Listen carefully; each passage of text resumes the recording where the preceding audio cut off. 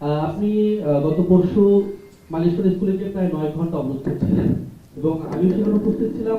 এক প্রকার mob create করা হয়েছে, হামলা করা হয়েছে, বোতল নিক্ষেপের ঘটনাও ঘটেছে। প্রশ্ন হচ্ছে, সরকার কি মব নিয়ন্ত্রণে এতটাই ব্যর্থ যে সরকারের উপদেষ্টা সেখানে অবরুদ্ধ এবং বিপুল সংখ্যক পুলিশ মোতায়েনের পরও আসলে 9 ঘন্টা সময় লাগলো আপনাদের নিয়ে আসতে? এই জায়গাটা আসলে কোথায়, বা ব্যর্থতার জায়গাটা কোথায়? শোনেন, ওইখানে মানুষজন ক্ষুব্ধ ছিল, এরকম একটা ঘটনা দেখার পর মানুষের মনে ক্ষোভ, অনেক প্রশ্ন থাকাই স্বাভাবিক। আমরা অবরুদ্ধ ছিলাম, এটা নিয়ে আমাদের কোনো রকম দুঃখ হতাশা কিছুই নাই।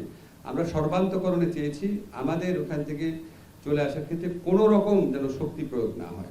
এবং আপনি একটা যে আপনাদের জানিয়ে রাখি, মাইলস্টোন স্কুলের যারা ছাত্র, তাদের কিন্তু আমাদের প্রতি কোনো ক্ষোভ ছিল না। আমরা যখন প্রথমবার বের হওয়ার চেষ্টা করেছি, মাইলস্টোন স্কুলে 2টা ছাত্র আমার সাথে গাড়িতে বসেছিল, স্যার আমরা থাকবো আপনাদের সাথে। So nice of them.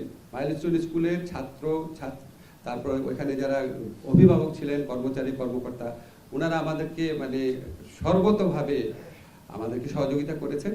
আর কিছু মানুষ উত্তেজিত থাকবে, কিছু মানুষের ক্ষোভ বেশি থাকবে, কিছু মানুষ আপনার ঠিক মতো ক্ষোভ প্রকাশ করবে না, এটা এরকম একটা ঘটনা ঘটতে পারে, এটা আমরা খুব বড় চোখে দেখছি না।